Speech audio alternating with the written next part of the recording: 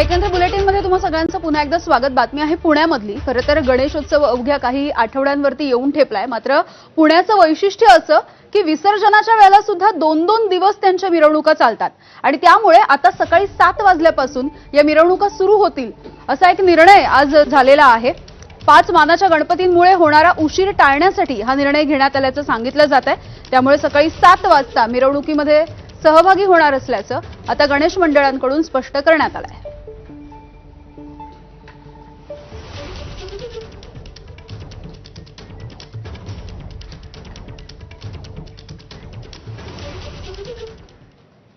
आणि या संदर्भात बोलूयात, आमचे प्रतिनिधी मंदार गोंजारी आहेत आपल्यासोबत। मंदार, काय नेमका आजच्या या निर्णय झालेला आहे? सगळी मंडळं एकत्र आली आणि काय म्हटलंय या मंडळांनी?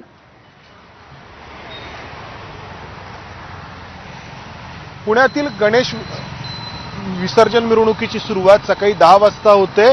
नारळ फोडल्यानंतर पहिले 5 मानाचे गणपती लक्ष्मी रस्त्यावरती दाखल होतात आणि त्यानंतर हे पहिले मानाचे 5 गणपती विसर्जित होईपर्यंत संध्याकाळ उलटून जाते आणि त्यानंतर उरलेली शेकडो मंडळं लक्ष्मी रस्त्यावरती विसर्जन मिरवणुकीमध्ये पुढे सरकतात। त्यामुळे एका अर्थाने एक अख्खा दिवस फक्त या 5 मानाच्या म्हणवणाऱ्या गणपतींसाठी विसर्जन मिरवणुकीमध्ये लागतो। त्यामुळे इतर मंडळं आज एकत्र आली आणि या मंडळांनी अशी भूमिका घेतली आहे की आम्हाला या 5 मानाच्या म्हणवणाऱ्या गणपतींच्या आधी विसर्जन मिरवणुकीमध्ये सहभागी होण्याची परवानगी मिळावी।